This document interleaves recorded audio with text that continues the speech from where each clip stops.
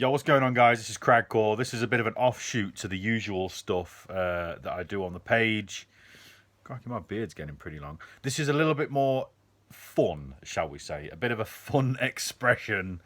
Um, what do they call it in the television world? A spin-off. Yeah, this is a bit of a spin-off with a bit more of a fun, jovial attitude to these videos, because I feel as though there's lots of doom and gloom out there in the world, isn't there, right now? And it's okay having a bit of a laugh and ranting about it, and and kind of like trying to promote common sense, common sense, which, well, let's face it, should be common, without going into all of that right now.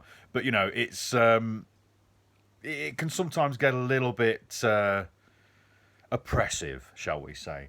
So of an evening time, it's sometimes needed that it's sometimes you just need to unwind. And the way I've been unwinding just lately is with the odd single malt. Yes, with the odd single malt. So yes, but this evening, funnily enough, I thought I'd try a blended. Now, I've never been into whiskies. Now, this is just a bit of an intro.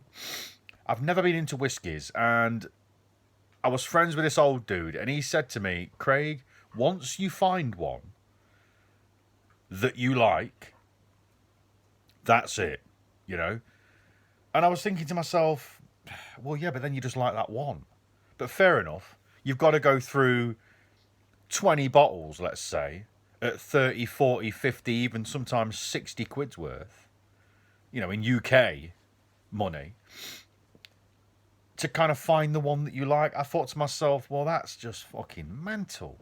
But as luck had it, I was watching a film, and the main character was drinking this bottle of whiskey, and for some reason, I don't know what it was, but for some reason I felt emotionally drawn to trying that whiskey.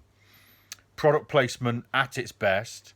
I have done a video on my other playlist, One Man's Opinion, about product placement and how that is, just fucking dangerous, really. But it worked on me at this one occasion. And, let's face it, fucking, it's opened up the world to me, because this one bottle of whiskey, I went and bought it. It was really expensive stuff. For me, anyway. I mean, to some people, whatever, spit in the ocean. But for me, I thought, well, that's a bit expensive for a bottle of liquor, especially, since I don't know if I'm going to like it or not. So I had it. It was the Ardbeg 10 years old. It was on offer at Tesco, which is a supermarket in the UK, if you're not from the UK and you're watching this. The Ardbeg 10-year-old. It was supposed to be 47 quid, and I got it for 38, I believe. I looked at it and thought, you know what? Bugger it. I'm having it. So I bought it, and I got back and I tasted it, and I'll be honest with you, it was a bit harsh. It's very peaty. Now, that doesn't mean somebody called Pete, has made it. Basically, the other stuff's called Stevie. But this stuff, it's the way it kind of, the water, I think, from what I can gather, the water is, it runs through this stuff called peat. P-E-A-T. Which is, what gives it that earthy, dark, smoky flavour, apparently. So anyway, I mean, as it turns out, whiskies are heavily flavoured, based on the fact of where their water comes from. I suppose when you consider that it's made from water, it's kind of obvious. But, I mean, there is just so many different flavours that you can get. I mean, I've got about 10 bottles now. I've been hitting it hard. I mean, not hitting the bottle hard, but I've been enjoying sampling things, because what happened was, that one bottle, I thought, this is okay, this is nice, this suits my palate. So what I did was, I had a drink, and I quite enjoyed it. I thought, this is harsh tasting, but and it almost tastes a bit like creosote, which is this like carbolic soap stuff when you first drink it. And I mean, don't get me wrong, That's a bit strange. But then it mellows out, and it's sweet. It's almost sweet when you kind of swallow it, and that after fragrance that's left on the palate is almost a sweet taste, especially if you drink it from a lead crystal glass, which I've now purchased. I bought some lead crystal because apparently, according to a friend of mine, apparently it makes it taste different. In fact, you actually get a better flavour from it. And I tell you what, it's the truth. I will say this right now. If you are a whiskey drinker and you drink it from a standard glass tumbler, buy some lead crystal. Invest in some lead crystal, right? Good quality lead crystal. And then go and try your favourite whiskey. And I will be fucking honest with you. It completely changes the complexity of the flavours. You get the depth. I had last night a Bushmills 10, and it tasted completely different to what it... No, sorry, it wasn't a Bushmills 10. I had the Ardbeg 5, as known as the Wee Beastie. Now, when I first had that, it was a nice whiskey, but again, it was quite harsh. But last night, I had just a bit of a snifter, a bit of a wee dram of the Ardbeg Wee Beastie, the 5-year-old, and I'm telling you now, it was a completely different flavour, completely. From the moment you fucking put it in your mouth, and until that point where you get the after aroma that sits on the palate, it was completely and utterly different. It was a fantastic, fantastic whiskey. So I will say this: if you can, just invest in some good quality lead crystal glasses, or just the one, if it's just for you, and you will witness a complete and utter... The whiskey goes from here to there. In fact, up there. Honestly, the flavour is fantastic. It's so much more complex, and you get all of the loveliness from it. But anyway, this is my journey. And once I had the Ardbeg 10, okay, we're just going back to that part. Once I had the Ardbeg 10, and I realised it kind of almost switched on something.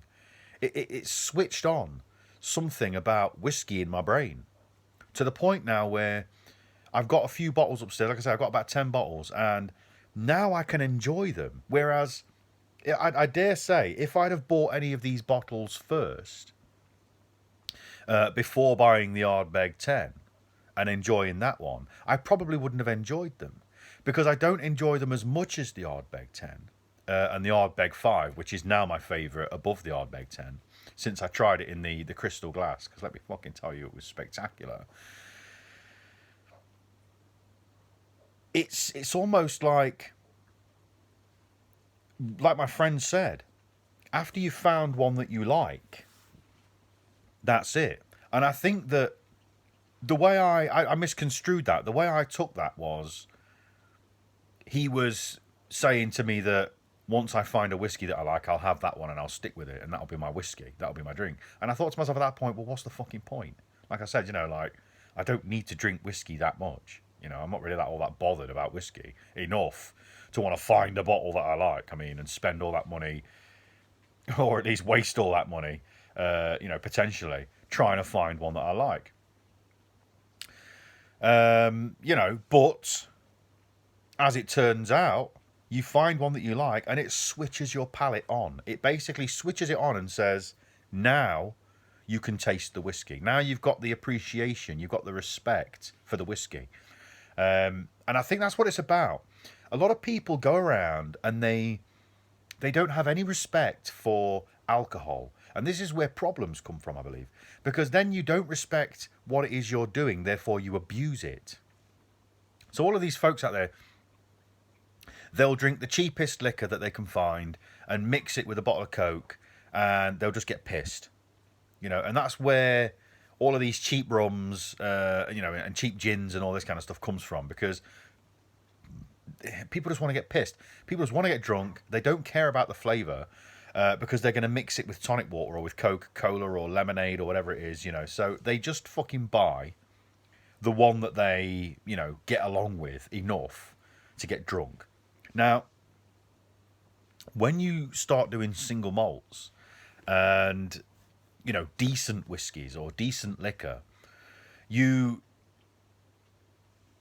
have to, I suppose, be able to appreciate the depths of flavour, and therefore that's where the respect comes from. So you no longer abuse it and get drunk, because it's more about the flavour. And I'll be honest, with whiskies, if you get yourself a nice whiskey, I'll be honest, the way it works is you have the first one, and a lot of the time that's enough. You'll just have one decent measure, and that'll be enough. You know, you'll have one perhaps of an evening. You perhaps won't have one every night, but when you do, you'll have a decent measure.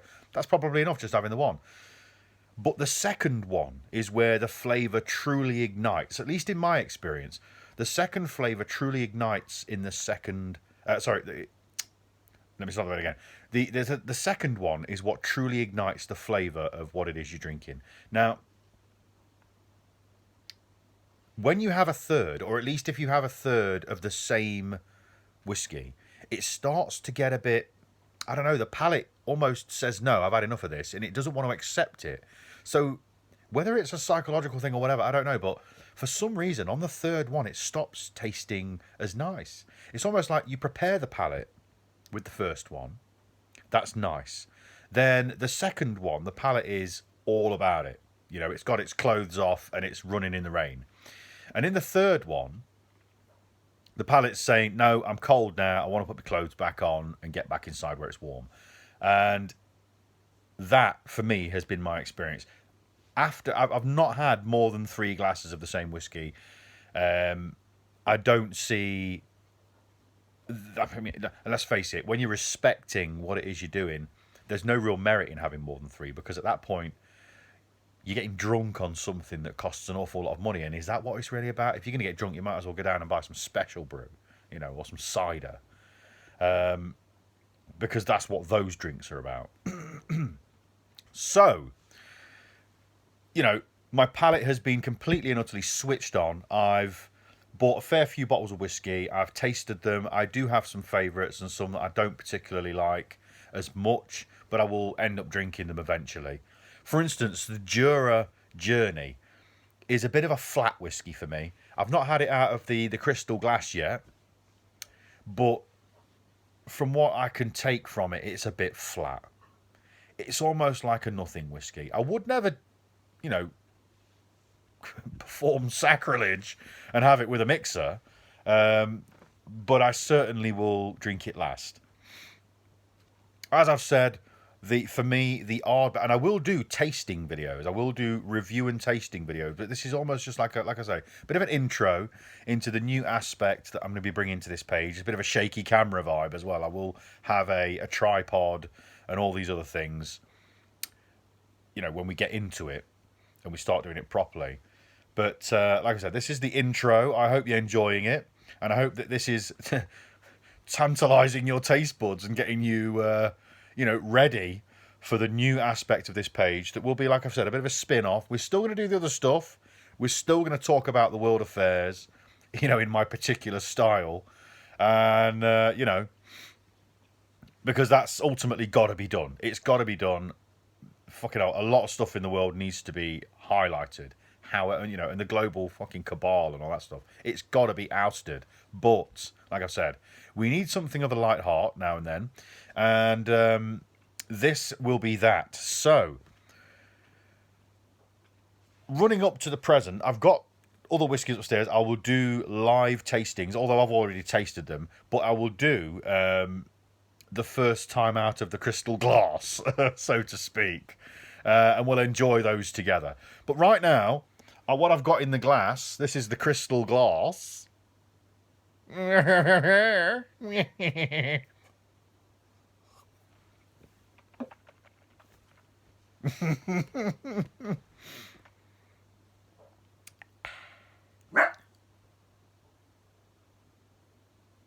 What was that? Go back to chewing your toy. He didn't like the... Go on now, go back and chew your toy, Monty. Go on, chew your toy. So anyway, What's in the glass this evening? I've got a Bushmills blended because, I mean, I said I wasn't going to perform sacrilege and put the Jura Journey with, you know, a glass of Coke.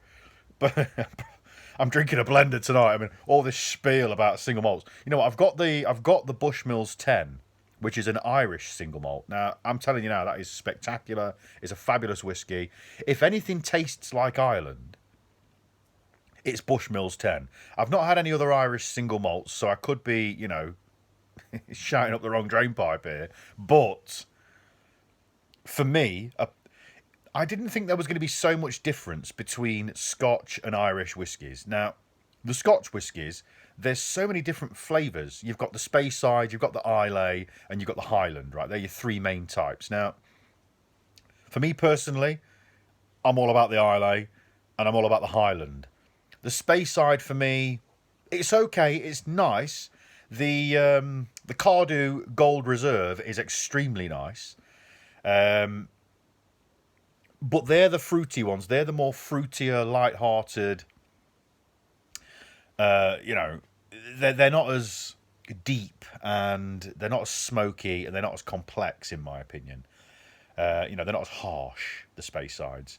But the Islay and the Highland have got the Islay is the harshest, or should I say, the most harsh. And then you've got the you know, the Highland, which is ever so slightly less harsh, and then the Speyside, which is even less harsh than that. So, you know, the harshometer.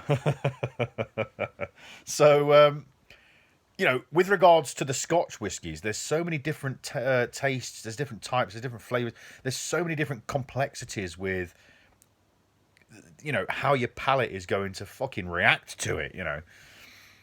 It's that's enough on its own, you know. But then you step into the Irish whiskies and it's completely different. It's like a dance. It's like if you imagine, right, 200 years ago, there's a bunch of Irish travellers, horse-drawn carts, in a muddy, boggy field, okay? And they're all having a party. There's music being played, harmonicas, you know, fucking organ things, you know, the harps, those organ things that you put under your arm and you play the keys and stuff. You know, people playing flutes. There's, you know, naked kids running around having fun, jumping in all the fucking peat bogs. I mean, it's an Irish party, you know, there's lots of stuff happening, people with flat caps having fights. Lots of fun, okay? That's what it tastes like. It tastes like an Irish summer evening where there is an old party going on. And there's, you know, people reading tarot and stuff. That's where it puts you in your mind. It's so lovely. The Bushmills 10 is, for me, one of the most enjoyable whiskies I've ever tasted. Because it's so different to what I was used to. I was not expecting it to be so different. It was fantastic. After the Scotch, which is definitely Scotch. And the thing is, you don't realise that is Scotch until you've tried the Irish. This is the thing, because you taste the Scotch and you say, wow, you know, now I know what Scottish tastes like. When you've had a Scotch whiskey and you can compare it to something else, you know what Scottish tastes like, you know. It's funny. It's really funny because without the comparison. But then when you have the Irish single malt, the Irish single malts, you get this fruity, rich, deep, fucking, it's like an oily fruitcake, which then finishes off with a small amount of peat. It's absolutely fantastic whiskey. It's lovely. So what I did was, I was in the supermarket today, and they had the Bushmills blended on offer at £16 for a bottle, down from 20 quid. Now, 20 quid for a 70 cl bottle of blended whiskey, in my opinion, means that it's not a shit bottle of blended whiskey, because you can get a bottle of blended whiskey for 12 knicker. You know, you can get it for 12 quid. You know, the White and Mackay when that's on offer, that's 12 quid, or it's 14 quid for a litre. And don't get me wrong, it's not a bad whiskey. I had some of that over the Christmas period, just just to be on the cheap side, because I was mixing it with Coke. And I'll be honest, I always like to have a little bit of a snifter out of the bottle before I mix it with Coke. And I'll be honest, it was a decent whiskey. Oh, and by the way, I was mixing that with Drambuie. And I will be honest, if you like a rusty nail, which is Drambuie with whiskey, try it with the White and Mackay, because the White and Mackay's got a nice vanilla-y, fruity flavour to it, and it's extremely nice if you mix it. I mean, it's nice on its own actually, but if you mix it with the Drambuie, it completely changes the how that goes down. It's lovely. But I tell you what, you will be fucking rough the following day if you have more than a couple of those, because I don't know what it is. You can drink a lot of Drambuie and then wake up the following day feeling fine, but as soon as you add, even though it's whiskey based, which is really strange, as soon as you add more whiskey to it, I don't know what it is, but it must change the the molecular structure of the drink itself, because the hangovers are rough, let me tell you now.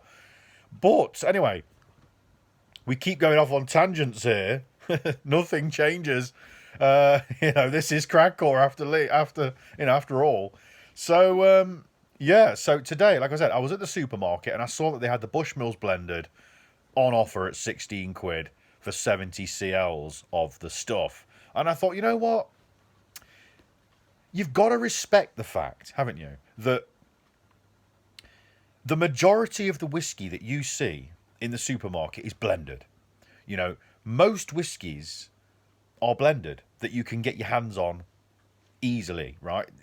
Say, for instance, if you go to the corner shop, they'll have all these different whiskies and then 2, 3 at the most single malts on the top shelf, and they're charging you, a tenner more than what you get at the supermarket. You got a Glenfiddich 15 for like 50 quid, and at the supermarket it's 35. But that's just corner shops and stuff for you, these little shops and stuff. But so anyway, you've got to respect the fact. You've got to, in my opinion, in order to appreciate, this is what I'm saying with the Irish and the Scotch, I think in order to appreciate these single malts, you've got to drink a few of the blendeds as well. And you've got to, I think, respect the blendeds for what they are, which is still a whiskey. And I think that yes, it's nice to do all of the single malts and to review the single malts and all of this kind of stuff. But you've got to then, I think, at the same time, look at the blendeds and appreciate them for what they are, which is their own genre. Because ultimately they are what they are. They are blended whiskies. But they can still be nice whiskies. They can still be nice. Now, they've all got their own particular flavour complexes. Now, what I will say is, this is the Bushmills blended right here. It is by no means as deep, or as rich, or as complex as, excuse me, as the Bushmills 10.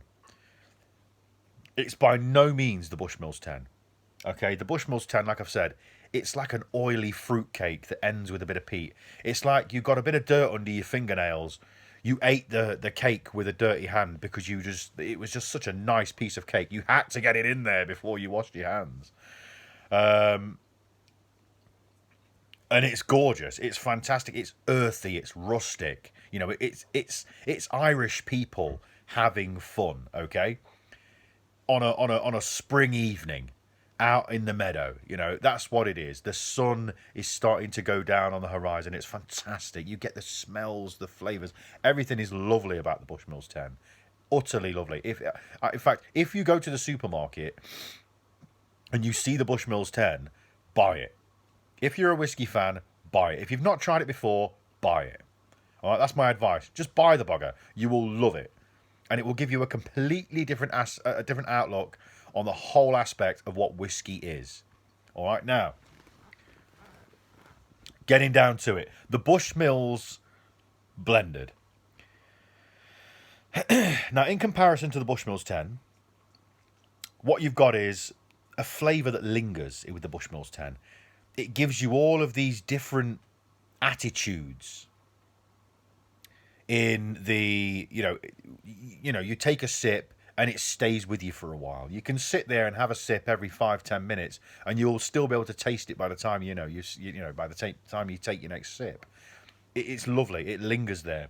With the Bushmills blended, you get about 10 seconds of that. It's a very light flavour. It's a very bright flavour, and it doesn't linger whatsoever.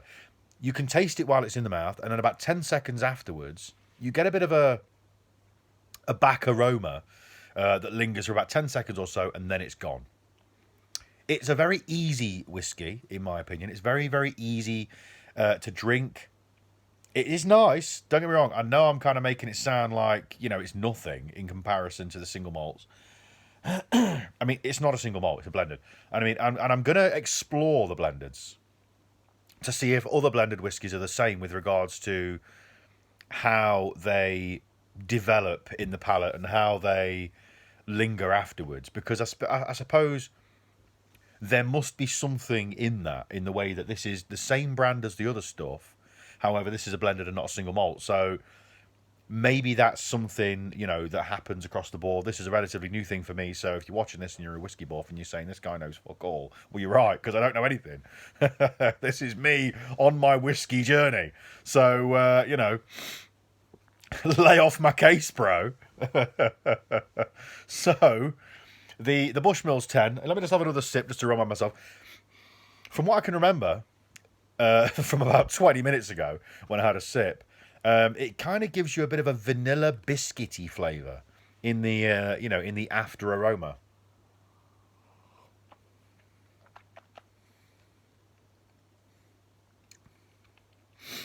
Like I said, it doesn't challenge the palate. There is absolutely no challenge whatsoever. It doesn't give you anything to think about. However, it's a very light flavour. It tastes like whiskey, but it's not a harsh whiskey in the slightest. It's very light. And you do get that vanilla biscuit flavour afterwards, which I particularly quite like. And you know what?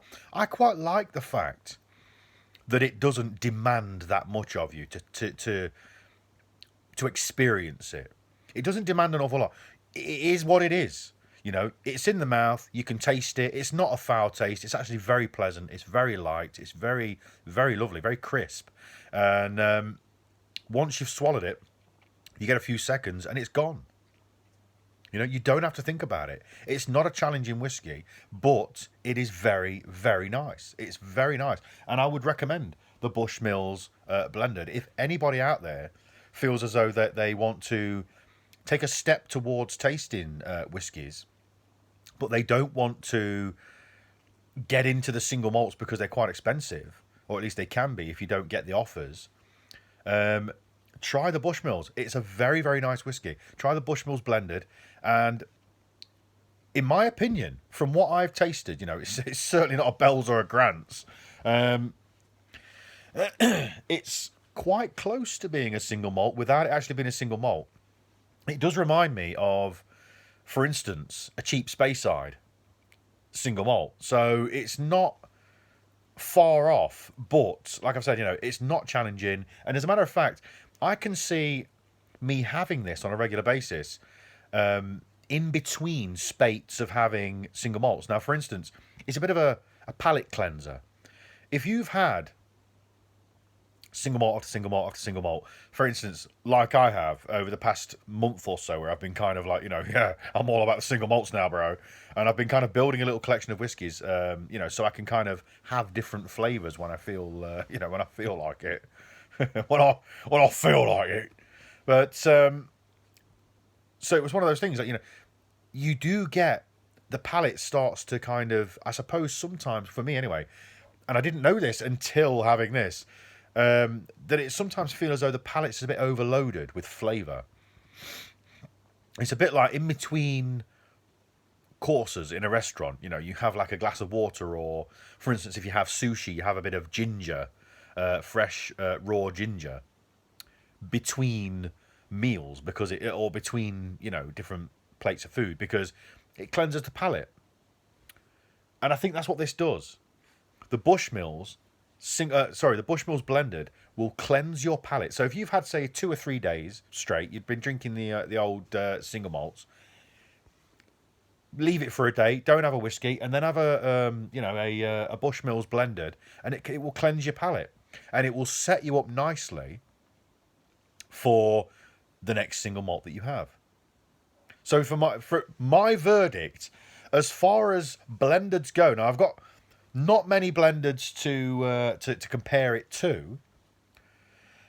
So this out of 10 may change in the future.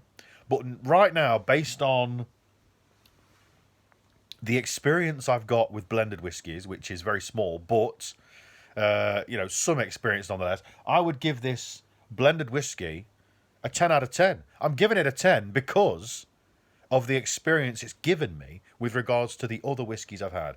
Now, as a blended, I would say it's probably some of the best you'll get for what it is, and for my particular personal palate, and how I feel as though it's cleansed my palate and allowed me to have a break from the deep, rich intensity that single malts do give you should you get a really, really nice one. That's my verdict on this.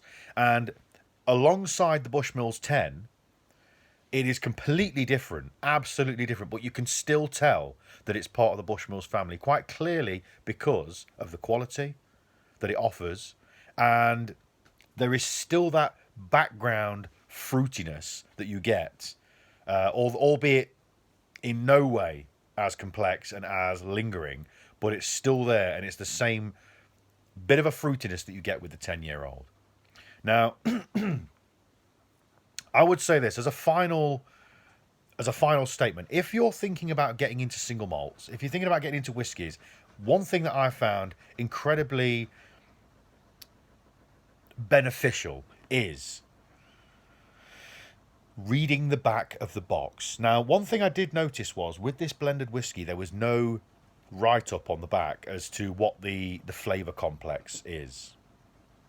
You know, for instance, on the back of the bottle, it will say, "This reminds you of ripened fruit on a fucking Saturday morning, down at the market, or whatever, with hints of vanilla and fucking honey and stuff like this, and clove, and these kind of things." And it will say what it smells like, what it's like in the mouth, and how it finishes. With this blended whiskey, there was none of that. But I will say this: if you're thinking about getting into single malts, think about the flavours that you like. Okay, if you don't like clove, then don't get a single malt that's got clove in it, because it will fucking tell you on the back of the bottle, on the back of the box. You'll be like that, mean mugging it, and it will tell you what type of flavours it's got. If you like vanilla-y flavours, woody flavours, if you like, say for instance, if you like Jack Daniels, and it says that it's been matured in a bourbon cask, you think to yourself, well, I'll probably like that then.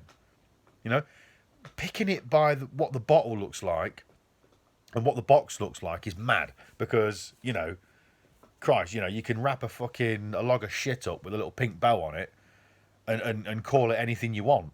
You're still buying a log of shit. So, some people like the taste of shit. There's a fetish for everything, isn't there? But what I'm saying is,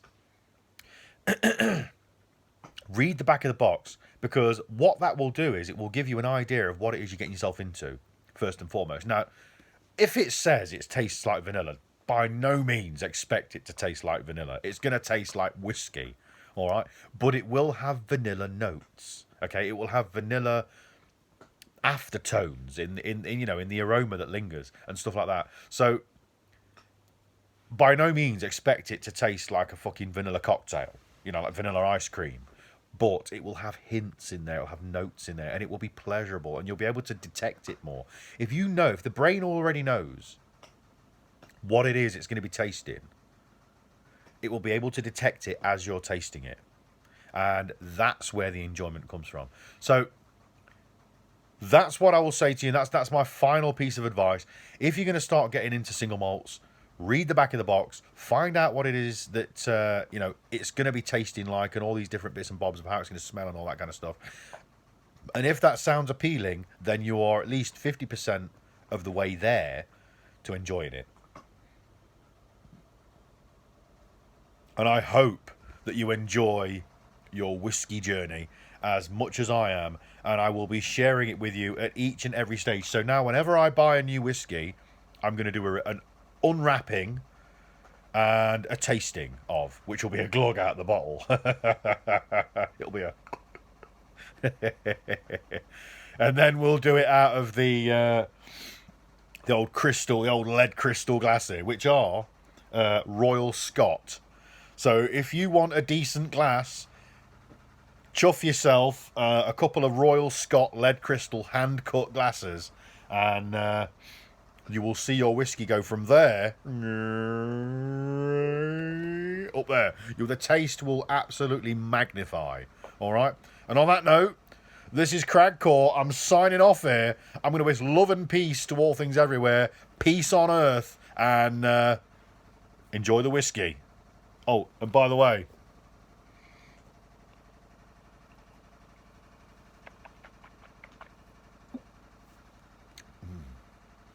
the Bushmills blended whiskey of the day, whiskey of the hour, and in my opinion, one of the best blendeds you will ever have.